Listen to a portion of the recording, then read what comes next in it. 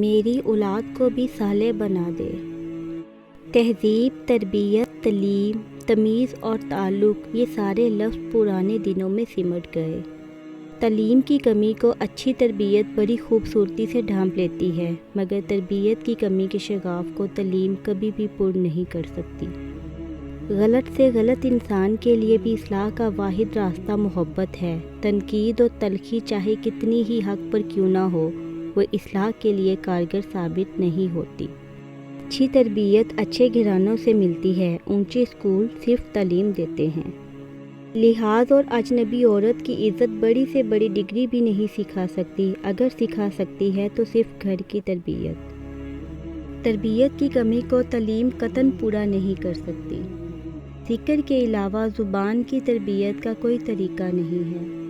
گفتگو کے لیے انسان اپنا منہ کھولتا ہے، مگر تربیت اس کے بڑوں کی بولتی ہے۔ تمہارے نفس کی تربیت کے لیے اتنا کافی ہے کہ تم ان چیزوں سے دوری اختیار کرو جو تمہیں دوسروں میں بری لگتی ہیں۔